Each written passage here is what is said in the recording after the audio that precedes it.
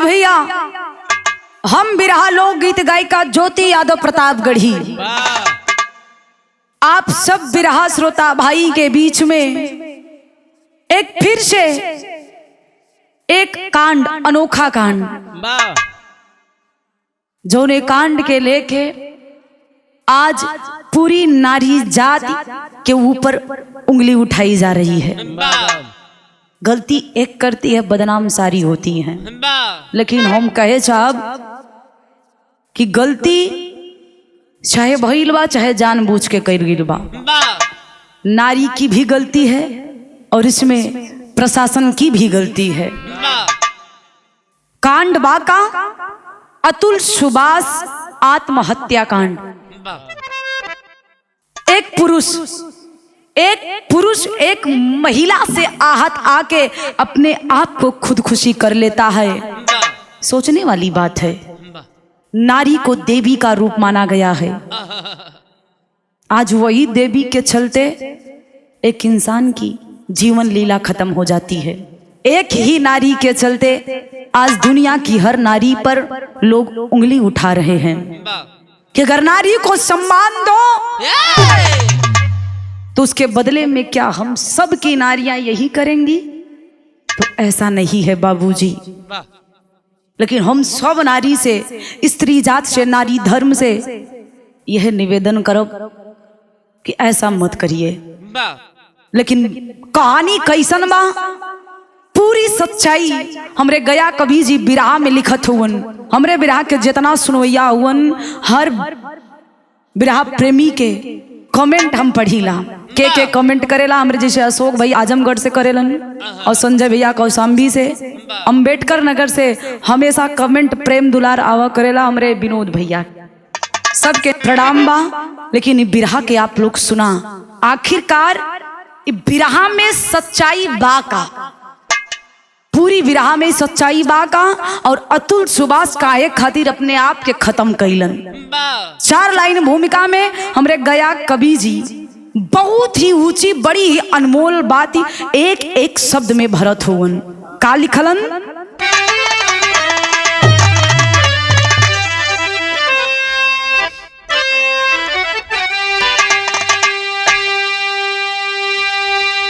नारी पुरुष की न प्रधानता,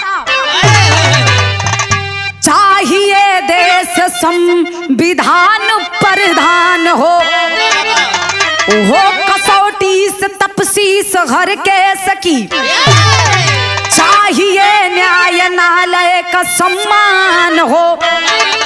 झूठे आरोप को थोप करके कोई कैसे न्यायालय की आंखों से बच जाता है।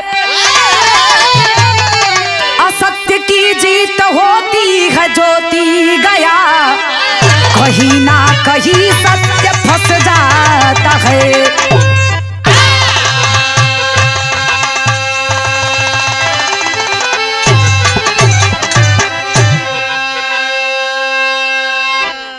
आजकल हम कहिला केहू के कान, केहू के मैटर उभर जात बा, केहू के दबल बा। कोई अपने समाज के मान मर्यादा के खातिर कहानी के बात के दबावत होवन। लेकिन आज के समाज में, आज के दौर में अगर 100% घर बा तो कम से कम हम 50% ही घर आज ऐसन केस में फसल हुवन कि एक नारी के प्रताड़ना के सहत हुवन। हर नारी ऐसा ना बा, लेकिन कुछ लोग कुछ के बहकावे में आके ऐसा काम करत हई। उ लोगन से निवेदन बा, यही से हमरे गया कवि जी लिखलन कि नारी पुरुष की न प्रधानता, यह देश न पुरुष प्रधान होना चाहिए न नारी प्रधान होना चाहिए। अगर होना चाहिए तो यह देश संविधान प्रधान होना चाहिए। संविधान के बलबूते यह पूरा देश चलता है, तो इसमें नारी और पुरुष को समानता का अधिकार मिलना चाहिए। जो गलती कर रहा है उसको सजा मिलनी चाहिए। फैसला एक तरफा नहीं होना चाहिए, क्योंकि बताया जाता है न्यायालय जो मंदिर के बराबर है, जहां पे लोगों की उम्मीद हुआ करती है। कि यहाँ से हमें न्याय मिलेगा। किसी ने मंदिर मस्जिद में कोई भगवान नहीं देखा है, लेकिन न्यायालय में हमने भगवान देखा है। इसीलिए भाव में या विराह में गुरुजी गजल के नमूना लिखलन। का लिखलन?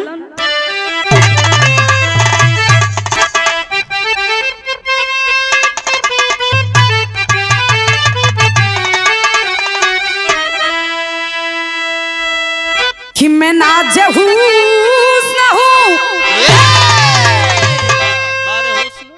किसी लड़की ने कहा है कि मैं नाज़हूस न हूं, अरे तुम मेरा यह तराम करो।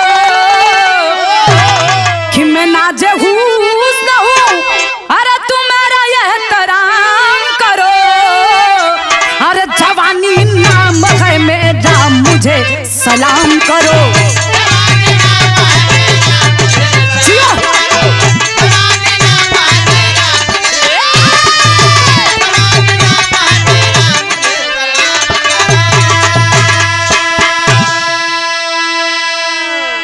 लेकिन हमारे गया कवि जी जो महान कवि है, जेकर लेखनी में एक एक शब्द में दम्बा, उन लिखलन का भाव में गुरुजी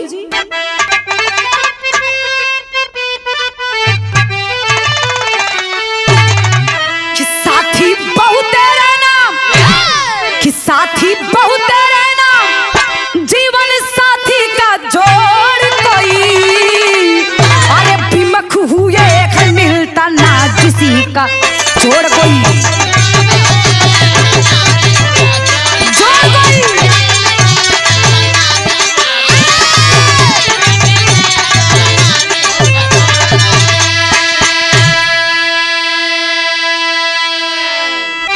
वाह, लेकिन कहानी के यही जा से शुरुआत भाई, पूरी कहानी में सच्चाई का बा शहर में कहना है गुरुजी।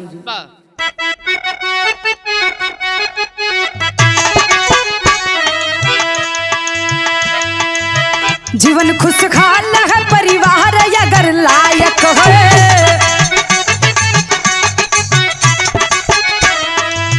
जीवन जंजाल है, जिसका साथी नालायक है।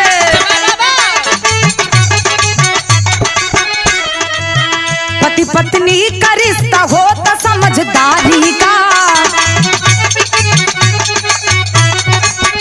जहाँ है रोल सदा हो तो यही नारी का।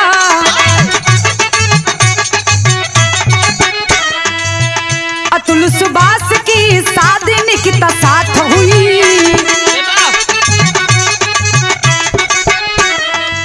जिंदगी झूम गई, झूम के जब बात हुई।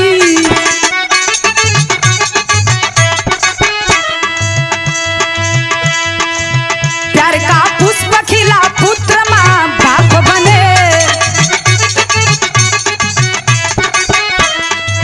दोनों के बीच मन मुटाव अपने आप बने।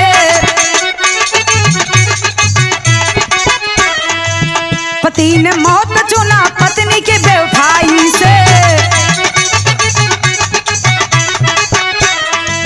मर्यादा लांघ गई नारी जब बुराई से।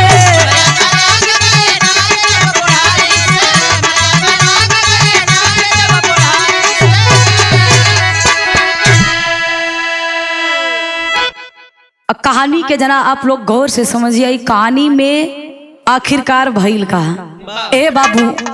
कहानी जौनपुर की रहने वाली निकिता और जिसका अस्थाई घर बताया जाता है बिहार, अतुल सुभाष जो लड़का जिसका अस्थाई घर बिहार बताया जाता है, वो रहता है कहाँ? बेंगलुरु में। दोनों निकिता और अतुल सुभाष से एक मोबाइल में वेबसाइट होला शादी.com, वहीं से अतुल सुभाष निकिता से प्रेम भइल। धीरे धीरे बतिया आगे बढ़े लगल, यहाँ तक कि दोनों एक दूसरा से शादी करे खातिर राजी भइलन। निकिता और अतुल सुभाष से विवाह हो जाता है।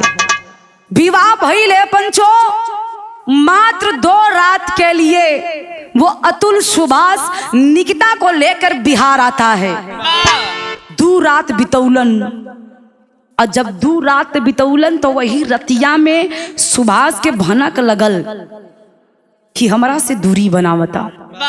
सुभाष पूछने लगा कि निकिता क्या बात है, तुम हमसे नाराज हो? कुछ ना बोलस।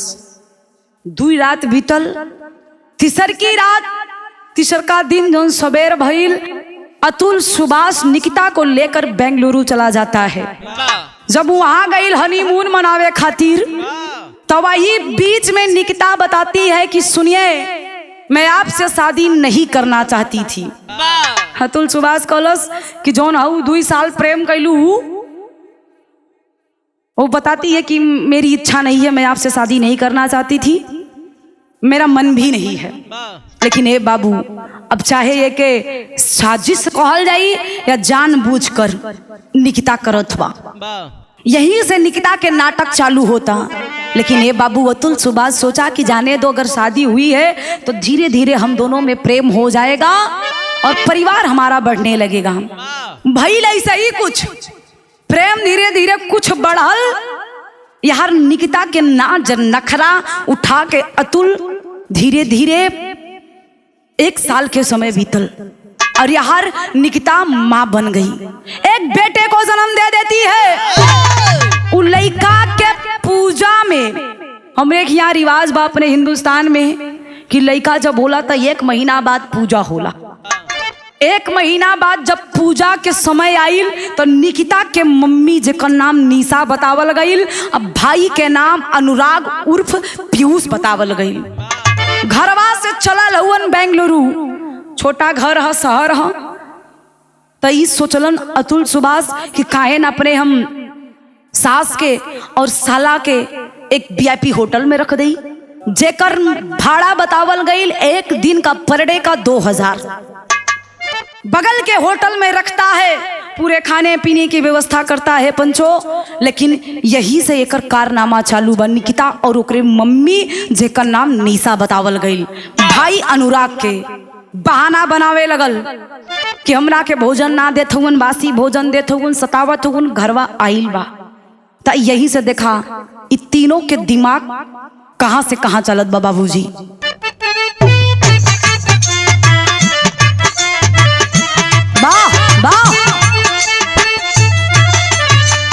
बिरहा में बड़ी मिजाजी तरस बा, तरस तो पुरान है लेकिन बड़ी मिजाजी बा। कोनो दुल्हन अपने दुल्हा से कहे कि ए राजा जी, ब्याह करके लैला तू हमरे बारे में खोद खोद के हमरे जन्म से लेके स्कूल के पढ़ाई तक पूछ लेला, लेकिन अपने बारे में आज तक कुछ ना बतौला। कहीं तोरे जिंदगी में कुछ गड़बड़ तो ना भइला? मर्दा करे नहीं हो, ऐसा ना बात बा। दुल्हन बतावता कहे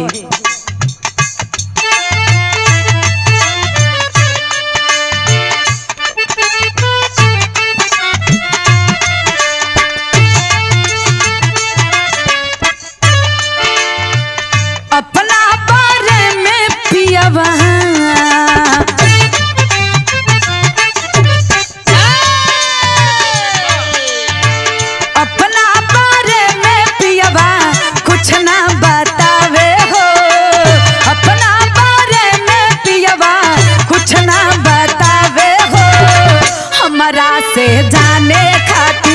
हमरा से जाने खातिर क्रिया धरावे हो।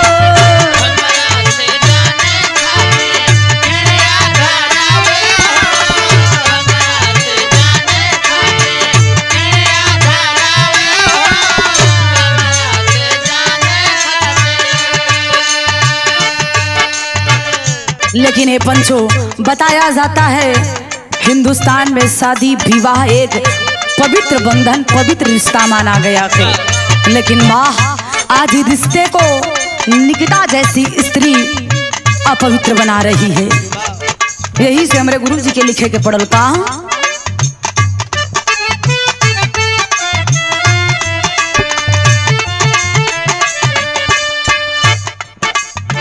शादी विवाह संसार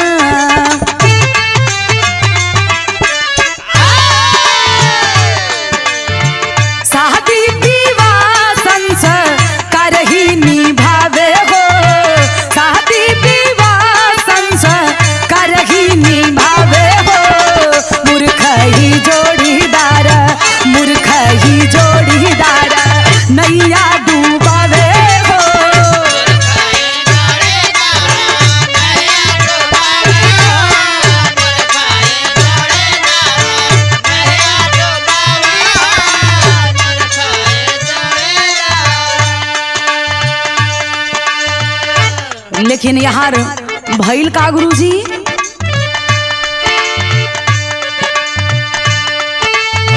वो नहीं इसमें निकिता या तुल कैले बिया हो।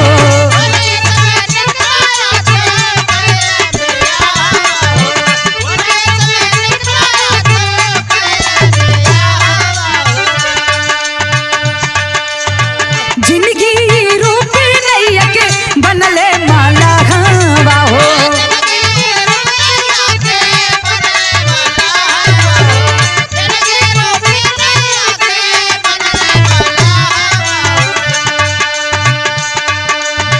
केहू नहीं जाने कब,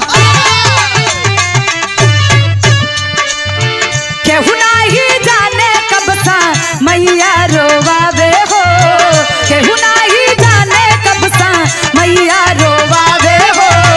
मूर्खा ही जोड़ीदार, मूर्खा ही जोड़ीदार नैया डूबावे हो।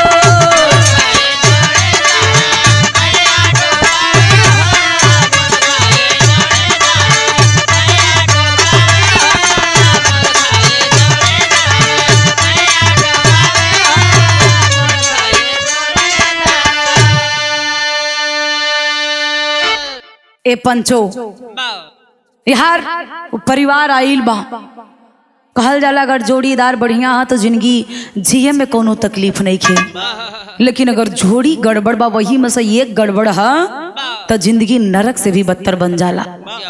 ए पंचो आज अतुल तो बड़ा सामाजिक बा, काहे से कि सॉफ्टवेयर इंजीनियर बताया गया और निकिता कोई अनपढ़ गवार लड़की नहीं थी, एक पढ़ी लिखी शिक्षित घराने से थी, लेकिन भगवान जाने उसके दिमाग में क्या आ गया, उसका पूरा रवैया ही बदल गया। परिवार को परिवार नहीं समझने लगी। बेचारा अतुल सुभाष उसकी हर गलतियों को नजरअंदाज कर दिया। उसकी मात्र केवल यही गलती थी कि उसकी हर गलतियों को नजरअंदाज करके वो अपनी पत्नी समझ के, जीवन संगनी समझ के उसके साथ में रहने लगा। लेकिन आज यह अतुल सुभाष के कमजोरी बन गई। आखिरकार वो कैलिन का गुरुजी, विराम में एक लाइन तरज हो।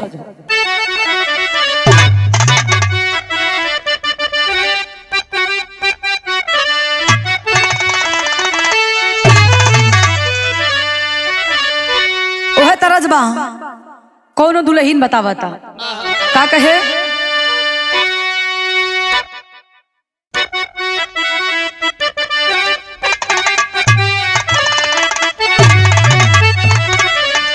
अरे कहीं हुई हैं सड़क पर, अरे कहीं हुई हैं सड़क पर, अरे लखात हुई है कहीं हुई हैं सड़क पर।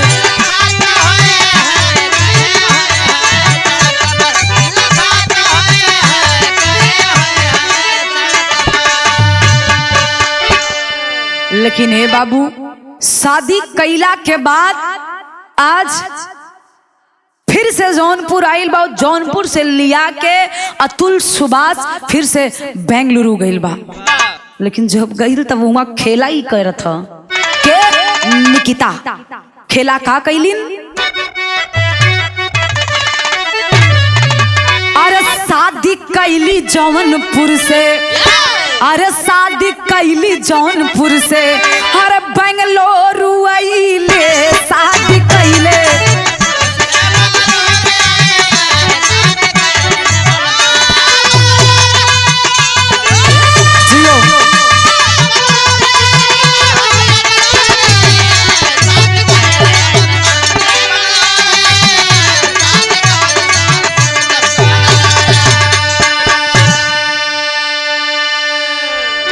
इंजीनियर या तुल पर आरोप लगल भारी, अरे कोर्ट में हो निकिता कई गई तैयारी।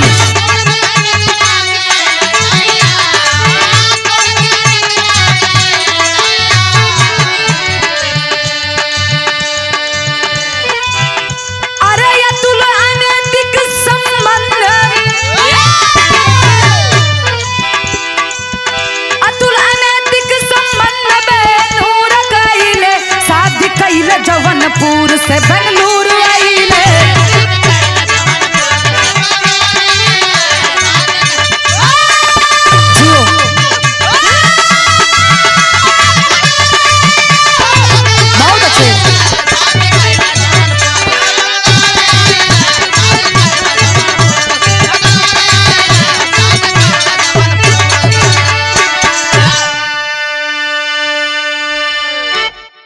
देखा बिनकर चाल के कर निकिता सिंघानिया के जौनपुर में आई। अतुल को कानो कान खबर नहीं है। जौनपुर में आती है, जाके कोर्ट में ये केस कर देती है कि मेरा पति मेरे साथ अवैध संबंध बनाता है, जबरदस्ती का संबंध रखता है, अगर मेरा मन नहीं है तो भी मेरे साथ यह जबरदस्ती संबंध बनाता है। पहला केस यार जब नोटिस गईल बा के करे पास, अतुल सुभाष के पास, वो नोटिस को पढ़ा और चौंक गया कि बाप रे बाप, मेरी पत्नी, ये मैं नहीं बता रही हूं, ये जो अतुल सुभाष का अंतिम वीडियो रिकॉर्डिंग करके ये सोशल मीडिया पे छोड़ा गया है, उस रिकॉर्डिंग में आप लोग सुनिएगा। मैं सच्चाई पूरा अपने विराग के माध्यम से बताना चाहती हूँ। अतुल सुभाष बताया कि मेरी पत्नी मेरे साथ जबरदस्ती का संबंध बनाती थी। ए बाबू, लेकिन यार उल्टा चलल। केस कैलेस कोर्ट में कि मेरा पति मेरे साथ अनैतिक जबरी का संबंध बनाता है और मुझसे काम करवाता है। पहला केस नोटिस आइल, अतुल पढ़ के अवाक रह गई, पूछे लगल, ते हर बात को ठुकरा देती है, बात को मुकर जाती है कि मैंने नहीं किया, ये मेरे घर वाले शायद किए होंगे जो आपका व्यवहार आके देखे थे। अतुल बोलता है कि मैंने क्या किया, एक अच्छे होटल में जिसका एक दिन का जिसका किराया 2000 था, मैंने उस होटल में रखा, बढ़िया से बढ़िया भोजन करवाया, मेरा व्यवहार कैसा गलत था। लेकिन वो सोच रहा है, उसको पता है कि मेरी पत्नी मेरे साथ कुछ गलत कर रही है, फिर भी बारे वो पुरुष, वो देवता आज केस लड़ना चालू किया। लेकिन दूसरा केस चढ़ता है। कौन सा केस है? बिरहा में एक लाइन तरजवा।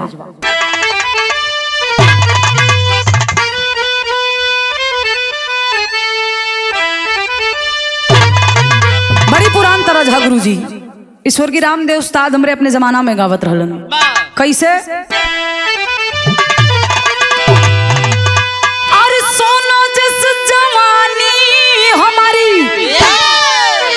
अरे सोना जिस जवानी हमारी, हर मोटी में मुड़ावता मुआवता, अरे मुआवता तसजिया सूतना बल मुआता रसावता।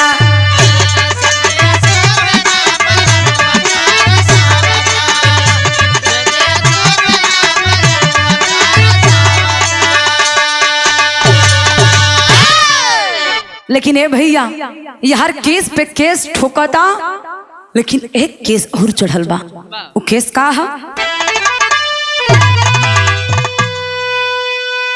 अरे केस कई के कोर्ट में, अरे केस कई के कोर्ट में, अतुल के दौड़ाई देखाई हो, अरे देखाई हो, नारी मोहरा दे के आखिया देखाई हो।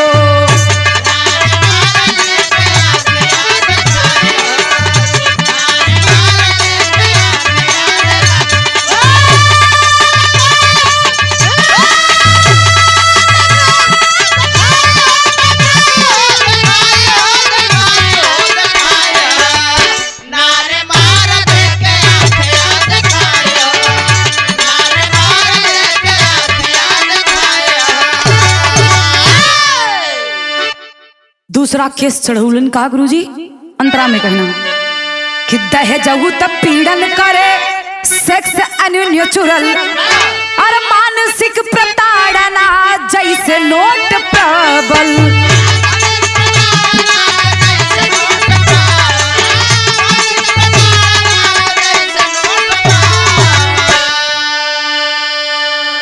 अरे जौनपुर कचहरिया चलत सुनवाई, खर्चा पाई है, अरे खर्चा पाई है, तनारी महर दे के आखिया देखाई है।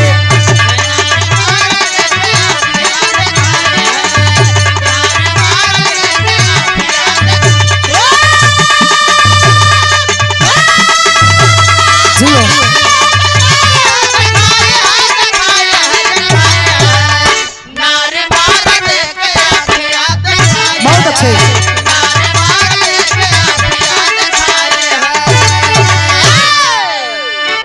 बाबू, दूसरा केस दहेज उत्पीड़न और मानसिक रूप से प्रताड़ना। हे बाबू, जब दहेज उत्पीड़न के केस लगल, बताया जाता है हमारे हिंदुस्तान में नारियों के लिए बड़ा ऊंचा स्थान मिला है। अच्छा ही भी, लेकिन आज वही के फायदा उठा के ये निकिता सिंघानिया अतुल सुभाष के ऊपर केस कर देती है कि मुझसे दहेज के लिए, मैंने दहेज नहीं अपने घर से पाया, इसलिए मेरा पति मुझे सताता है, तड़पाता है, मानसिक रूप से मुझे परेशान करता है। नारी के सुनवाई कोर्ट में बतावल गई सबसे अधिक बा। आज यही के फायदा उठौलस और केस एकर वजन बन गई। बेचारा अतुल सुभाष नोटिस गया और बेंगलुरु से आया है जौनपुर कचहरी में। पेशी पड़ने लगी। जौनपुर कचहरी में आया तो सर के सामने, जज साहब के सामने हाथ जोड़ के विनती करने लगा कि मैंने ये सब नहीं किया, मेरी पत्नी मेरे ऊपर फर्जी केस कर रही है। ए बाबू, धीरे धीरे जब केसिया बढ़े लगल तो वो जज साहब बोलते हैं कि अगर आप अपने पत्नी से खुश नहीं हैं तो इस शादी को खत्म कर दीजिए, ले लीजिए तलाक। अतुल सुभाष कॉलेज की पत्नी मेरी है, मैंने इसे जीवन संगनी बना के अपने घर पे ले गया था। तलाक कितना छोटा शब्द भले है, लेकिन इसको करना बहुत बड़ी बात है। ए बाबू, जब दोनों जन एक दूसरा के आमने सामने भइलन तो वो निकिता कहती है कि मैं आपके साथ नहीं रहना चाहती, मैं आपके अत्याचारों को नहीं झेलना चाहती और ना ही झेलूंगी क्योंकि मैं पढ़ी लिखी हूँ। अतुल सुभाष हंसे लगलन कि निकिता, मैंने तुम्हारे लिए क्या नहीं किया। घर में एक अम्मा रखा हूँ, अम्मा मतलब जो वहाँ काम कर ली उनके अम्मा कहल जाला, बाई, लेकिन वहाँ अम्मा बोले कहलन कि मैं घर में काम करने के लिए एक अम्मा रखा हूँ, तुम्हें तो काम भी नहीं करना पड़ता। और वो जब गई थी तो मेरी मम्मी यानी मेरी माता तुमको खाना बना के देती थी। खलस के, अरे तोरे बोले में शर्म नहीं खेलागा था, कैसी बात कर रहे हो? कम से कम इस कचहरी में, इस अदालत में खड़े होकर झूठ तो मत बोलिए। अतुल सुभाष अवाक रह जाता है कि कैसी कैसी बात बोल रही है, ये हमको ही गलत ठहरा रही है। वो सिर्फ निवेदन करता है कि मैंने ऐसा कुछ नहीं किया, लेकिन यह हर एक शर्त रखलस। उस शर्तिया काबा गुरुजी, तेरी में कहना हो।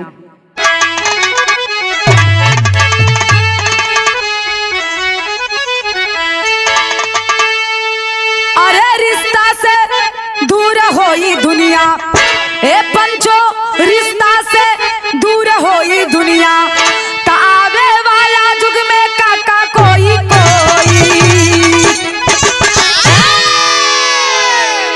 आवे वाला जुग में जाने काका कोई, रिश्ता से दूर होई दुनिया। ए भैया, अगर यह रही, यह इसे चलत रही समाज में तो कोई रिश्ता की अहमियत को नहीं समझेगा, क्योंकि आज के समय में पैसा सब कुछ है। लेकिन मैं बता देना चाहती हूँ, धन से दौलत से आप सब कुछ खरीद सकते हैं, लेकिन कोई रिश्ता नहीं खरीद सकते।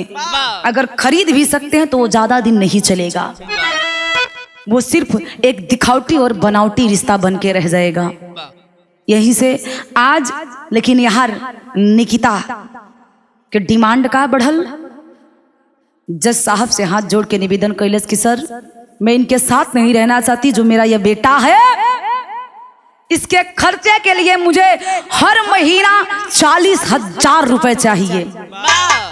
सोचे वाली बात बपंचो, 2 साल का बच्चा, वो 2 साल का बच्चा अगर बहुत ज्यादा बीमार है, किसी VIP हॉस्पिटल में है, तो मैं मान सकती हूँ कि 40,000 उसके खर्चे में आएगा।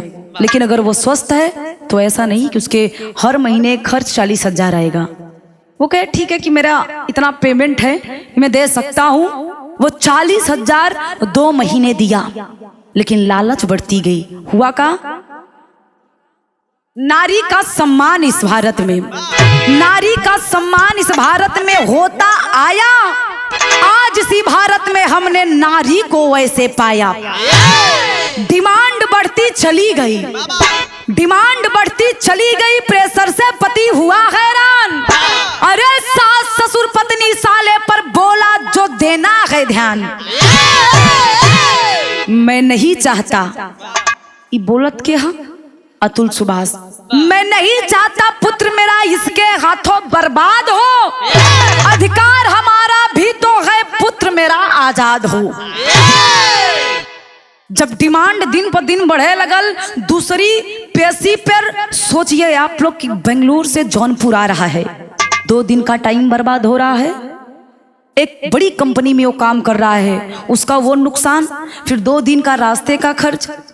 वो जाके सर से हाथ जोड़ के कहने लगा कि साहब अगर मेरी पत्नी मेरे बच्चे का खर्च 40,000 में नहीं झेल सकती, नहीं बिता सकती, तो मेरा 2 साल का बच्चा मुझे दे दो। मैं अपने बच्चे को उचित शिक्षा, उचित संस्कार और शान और शौकत किसी चीज की कमी नहीं रखूंगा। लेकिन मना कर दिलस के साहब ये हम जन्मौले है, 9 महीना कोख में रख के अपने बेटवा के हम जन्म दे ले, तो ऐसन कमीना के इंसान के हम अपन बच्चा दे तो पलटी का है ना। ये बाबू आजकल वो सही भी है कि न्याय भी नारी के पक्ष में होता है। बात पैसे की नहीं है, बात नारी की है। जज साहब बोलन कि ये माँ है, एक माँ को अपने पुत्र से ज्यादा लगाव होता है, पिता वो प्रेम नहीं दे सकता जो माता देती है। साहब बोलन कि ना ये लड़का माई के साथ रहे। तो निकिता कलश की सर सुनिए, आज के बाद मुझे 80,000 इस बच्चे के खर्च के लिए हर महीना पैसा चाहिए। अब आप लोग गौर करिएगा, 2 साल के बच्चे के पीछे 80,000 खर्च दे दिया कि ठीक है मेरे बेटे की बात है, मैं 80,000 दूंगा। लेकिन जब 80,000 देलस तो ये निकिता के मम्मी पापा भाई के अखिया खुली की खुली कि अगर ये 80,000 दे में कोनो संकोच नहीं खे तो पैसा बहुत रख ले बा, डिमांड बढ़ाओ। निकिता डिमांड पे डिमांड बढ़ाने लगी। बाबूजी 15 लाख रुपए के डिमांड कैले है। जब 15 लाख रुपया के डिमांड कैले तो आखिरकार भइल का, एक लाइन पर जहाँ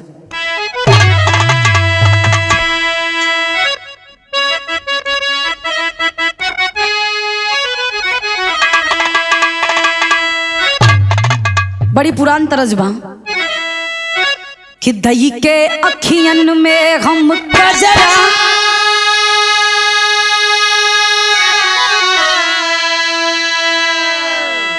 दही के अखियन में हम कजरा, मरबै सब की ओरिया नजरा, कोई का करी है।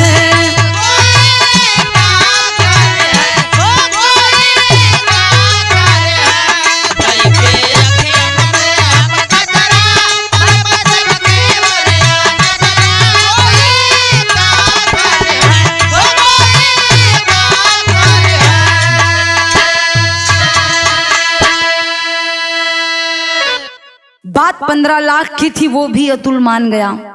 चलो ठीक है, अगर 15 लाख में मुझे छोड़ देती है तो मैं इस रोज रोज के नाटक से परेशान हो गया हूँ। यह तक ना बाबूजी परिवार के ऊपर भी केस कर देलस कि जवन परिवार ब्याहे में 2 दिन और पूजा में 1 महीना। अब सोच ला 1 महीना 2 दिन, इतने दिन परिवार साथ बा, लेकिन मम्मी मतलब अतुल सुभाष के मम्मी पापा भाई सब पे केस लगा देलस। अब जोन परिवार कभो कोर्ट कचहरी ना देखले हुई तो के परेशानी तो होबे करी। बेचारा अतुल सुभाष एकदम पागल सा बन गया कि बाप रे बाप मैं कब तक ये झेलूंगा।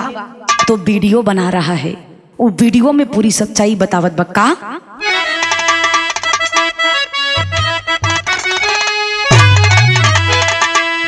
कि वीडियो अतुल सुभाष बनाया, आरोप निकिता पर लगाया, बतिया देश सुन ले।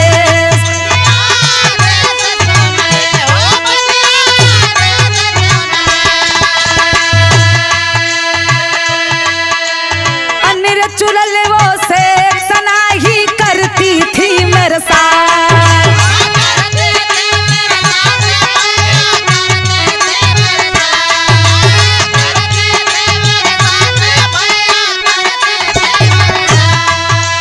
हमने तो पकड़ा था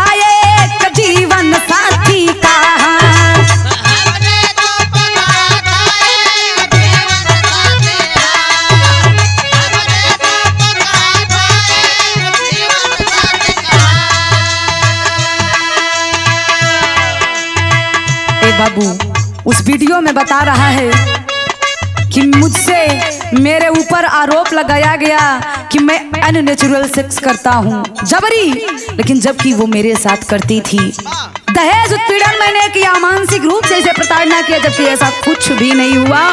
कि मेरे साथ इतना गंदी हरकत की है कि मैं बता नहीं सकता। यहाँ तक कि कई दिन स्नान नहीं करती थी ये, ना भोजन बनाती थी अपने मन मर्जी, केवल एक वीडियो गेम में दिन पर दिन व्यस्त रहती थी। ये सच्चाई मैं बता रहा हूँ।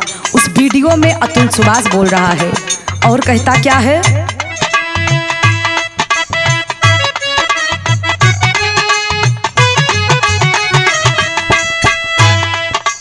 उसने ऐसा रूपवा दिखाया, उसने ऐसा रूपवा दिखाया, खुद को आज यहाँ मैं पाया, बतिया देश सुन ले।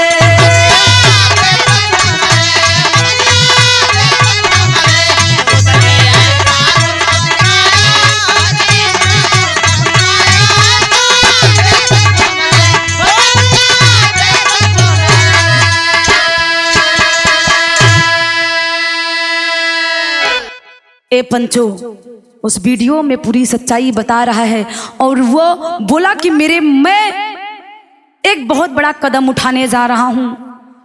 ये क्यों उठाने जा रहा हूं आप लोग गौर करिएगा। आज मेरी अंतिम पेशी थी, मैं गया था जौनपुर। मैं इतना सब कुछ झेल रहा हूं, मेरे माँ बाप मुझसे बहुत परेशान हैं कि मैंने किस जन्म में ऐसा पाप किया था जो मैं दिन देख रहा हूं। कोर्ट में मेरे साथ क्या हुआ, मैंने जज साहिबा, जिसका नाम रीता बताया गया, जज साहिबा रीता के सामने मैंने हाथ जोड़ के विनती किया कि जज साहिबा ये सब गलत है, मुझे छुट्टी दे दो। मैं रोज रोज किस केस से परेशान हो गया हूं, मुझे उतनी दूर से आने में दिक्कत हो रही है और मैं एक जॉब करता हूँ, सॉफ्टवेयर इंजीनियर हूँ। आप तो समझ सकती है एक सॉफ्टवेयर इंजीनियर की जिंदगी कैसी होती है। लेकिन वो दिन पेशियाम में भइल का यार, जो ओकर पत्नी निकिता रहल 2 करोड़ रुपया के डिमांड कैलस। पहले तो 1.5, लेकिन बाद में माई बापू भाई के उकसावे में 2 करोड़ रुपया के जब डिमांड कैलस तो उसकी आंखें खुली की खुली रह गई। और जज साहिबा से हाथ जोड़ के विनती करता है कि साहिबा ये कोई गरीब स्त्री नहीं है, इसकी खुद की कम से कम 80 से 85 हजार पेमेंट है, ये जॉब करती है और अगर जॉब नहीं करती थी 60 लाख का एक फ्लैट लेके जौनपुर में छोड़ी है, तो आप बताइए बिना पैसे के कैसे जी रही है। हथवा जोड़ के कॉलस निकिता कि जज साहिबा मैंने अपना सब कुछ बेच के, मेरे माता पिता सब कुछ बेचकर ये फ्लैट लिए हैं और महीना में मेरा कम से कम 45 से 40 हजार मेरा किस्त आता है। देखो इतनी बड़ी झूठ, और जोन पैसवा वो से ऐठे वही से फ्लैट ले लेबा। आज 2 करोड़ के जब डिमांड कैलस, निकिता बाहर चली जाती है। जज साहिबा अतुल सुभाष को बुलाती हैं कि बेटा 1 मिनट के लिए मेरे पास आओ। सबकी छुट्टी हो जाती है। वो रीता बोलती है कि बेटा अगर इस केस से तुम छुट्टी पाना चाहते हो तो 5 लाख रुपए मुझे दो, मैं गारंटी लेती हूँ उस केस से तुम्हें फाइनल कर दूंगी। जब अतुल सुभाष सुनलस कि 2 करोड़ उनके दे, 5 लाख इनके दे, हम काहे खातिर दे, मैंने गलती कोई नहीं किया है, ना कोई अपराध किया है। चुपचाप सुना और बाहर निकल के आता है। कहलस का गुरुजी, एक लाइन तरज हो।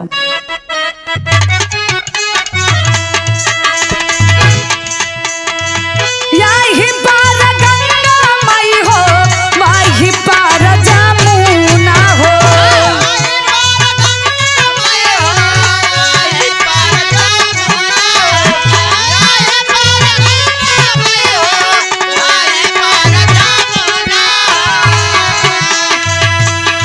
यही पार गंगा माई हो, वही पार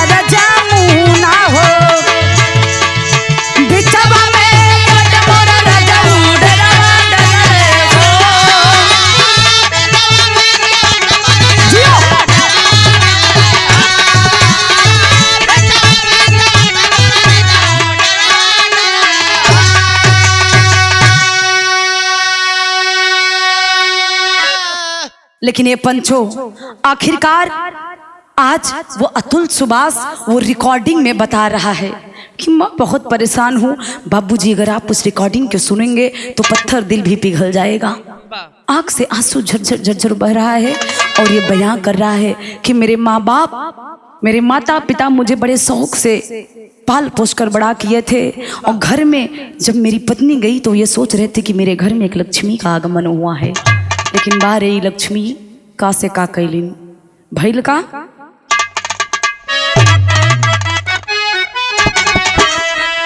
कि हमर नात दुखी हमर माई बाप मतारिया हो।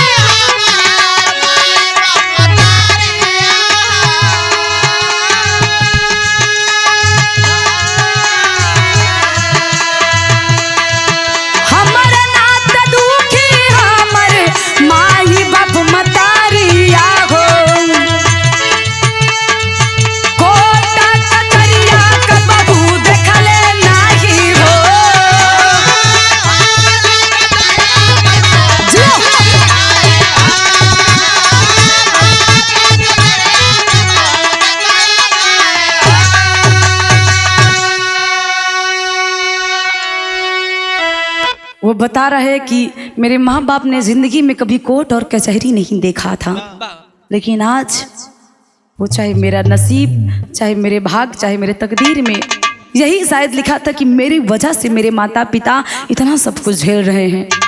मैं निवेदन कर रहा हूँ इस वीडियो को जो भी देख रहा है कि मेरे मौत का मैं बहुत बड़ा कदम उठाने जा रहा हूँ, मैं आत्महत्या करने जा रहा हूँ। मेरे मौत का जिम्मेदार कौन कौन होगा वो बता रहा है।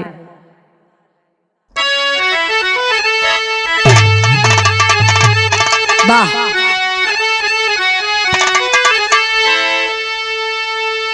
अरे लिया मौत को आखिर ये तुल लगाई जहां जाई हो। अरे लिया मौत को आखिर ये तुल लगाई जाई कहवा हो। और कहीं पुरुष के ना बाटे सुनवाई जाई कहवा हो।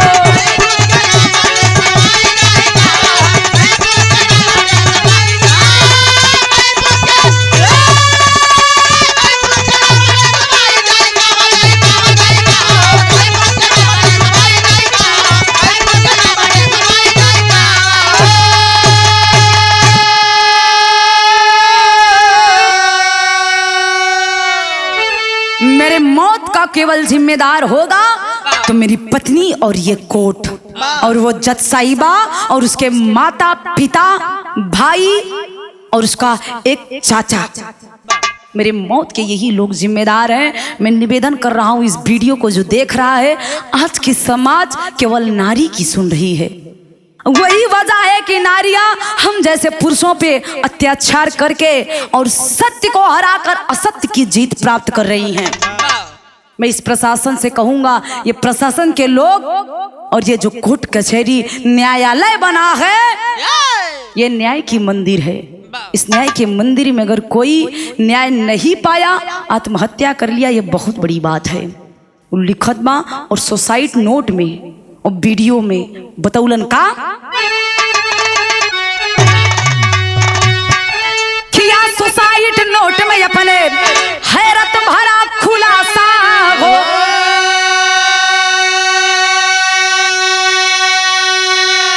एक स्त्री के चलते झुका देश का अब माथा।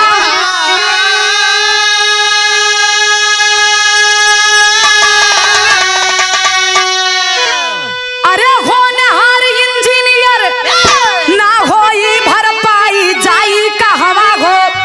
तो औरत दी अमृत में जहर मिलाई जाई कहवा हो।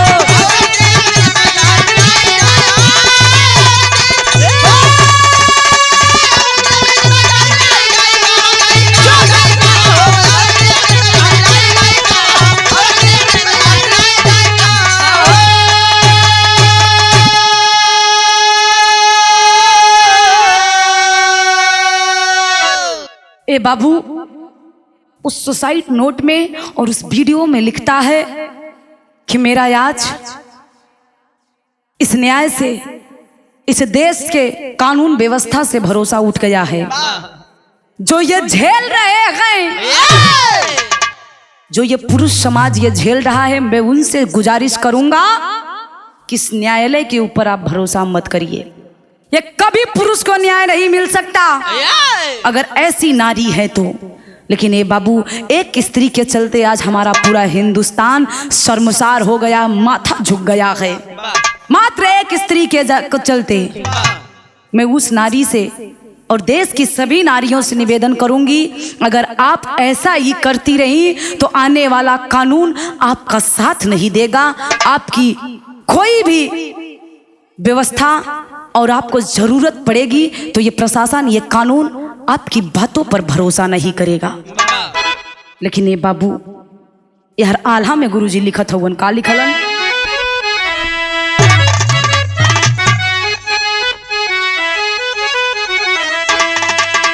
हरे कब का बोयाखिया, कब कब आखिया के देखल गलत होला हो भैया।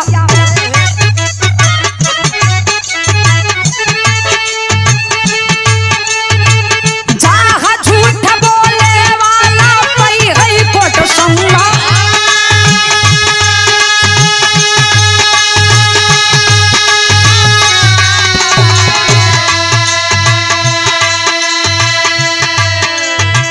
कोई के बेकाबू हारे जाल सच्चैया भैया।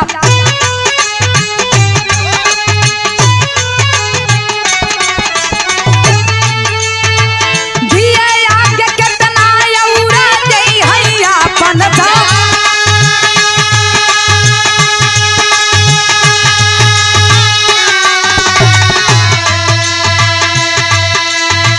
पुरुष प्रधान नारी प्रधान चाहिए नहीं। होर देश के अब संविधान पर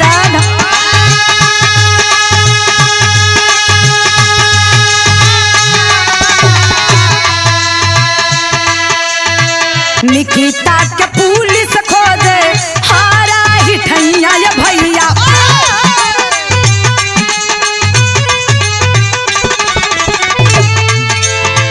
चाचा भाई माता छोड़ी भागे गोठे का।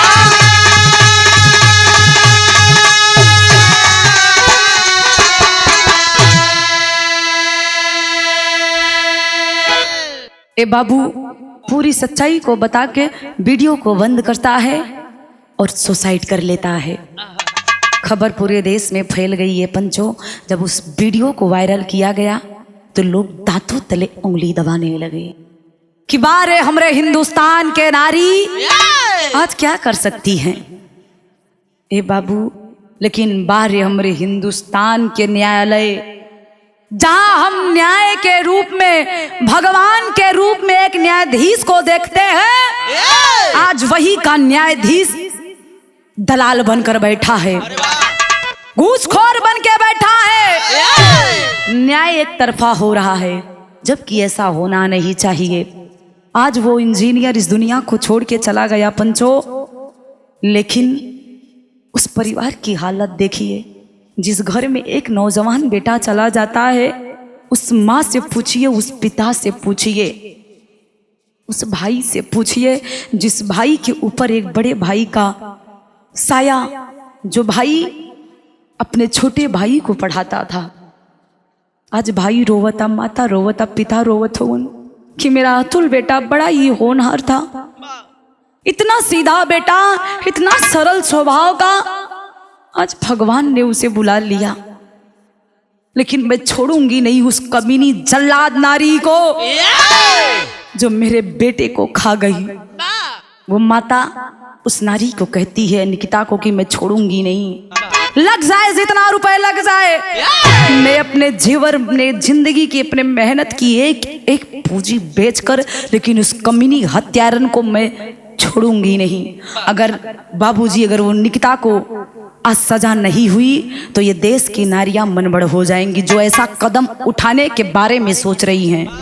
इसलिए इस न्यायालय से, प्रशासन से एक ही गुजारिश है कि उसको सजा जरूर मिलना चाहिए, लेकिन जाते जाते सुसाइड नोट में अंतिम इच्छा लिख के गया है वो जवान। क्या लिख के गया है?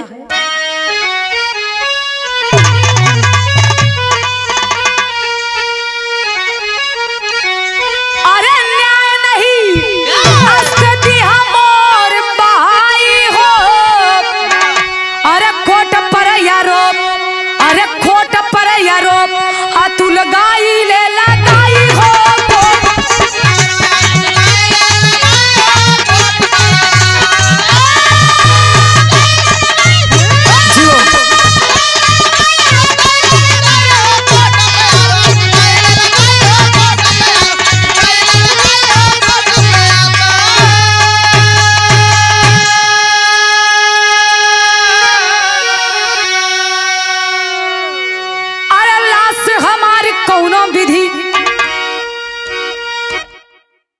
दुल्हन से इतना नफरत, जबकि एक पति के जिंदगी में पत्नी का बड़ा ऊंचा स्थान होता है, लेकिन उस आज हरामजादी की चलते उस दुनिया से चला गया।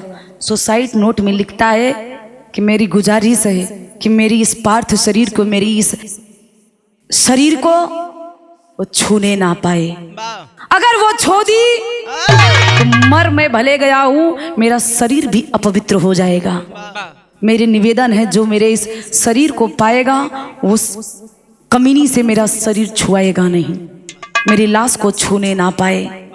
लिखता है क्या?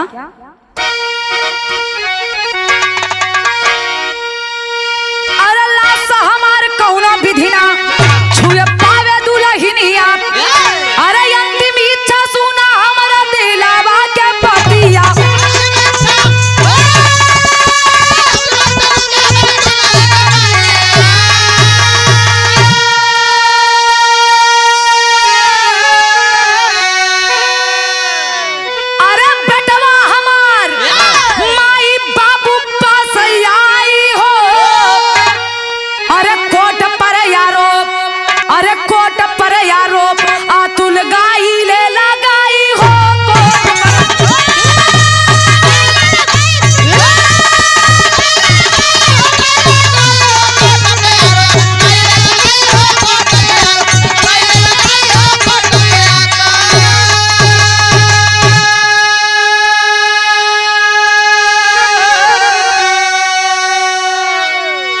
ए बाबू, वो बताया कि मेरा ये जो बेटा है, इस मेरे बेटों को उस जल्लाद नारी के, उस नालायक परिवार में उसका पालन पोषण नहीं होना चाहिए। मेरे बेटे को मेरे माता पिता के पास भेज दो। अगर मुझे न्याय देना ही चाहते हो इस वीडियो के माध्यम से, तो मेरा न्याय यही होगा कि मेरे माता पिता को मेरे बेटे को सौंप दिया जाए। उस नालायक के पास मेरा बेटा नहीं रहना चाहिए। ए बाबूजी, आज वो इस दुनिया में चला गया। मैं निवेदन करूंगी इस देश से, इस देश के न्याय से और इस न्यायालय से, क्योंकि हमारा देश संविधान के बलबूते पे चलता है। संविधान में लिखा है चाहे नारी हो चाहे पुरुष हो, उसे समानता का अधिकार मिलेगा। तो समानता का भी इसमें कानून भी बनना चाहिए। आज एक तरफा न्याय हुआ, किसी की जान चली गई, क्या यह न्यायालय फिर से न्याय करके उस इंसान का जीवन, उस इंसान की जान को वापस ला सकता है? नहीं ला सकता। लेकिन बारे अतुल सुभाष मरते मरते भी एक सीख छोड़ के गया कि आने वाला समय, आने वाली पीढ़ी, आने वाला समाज ये सब होने से रोक पाए। और इस न्यायालय से गुजारिश है कि दोबारा किसी इंसान के साथ ये अन्याय ना होने पाए। बिरहा में अंतिम और आखिरी लाइन बा, गुरु बिहारी गुरु गणेश कानून बने हर हाल, स्वर्ग बसे चंद्रिका कहते प्यारे लाल जी महान। अरे रिश्ता से दूर होई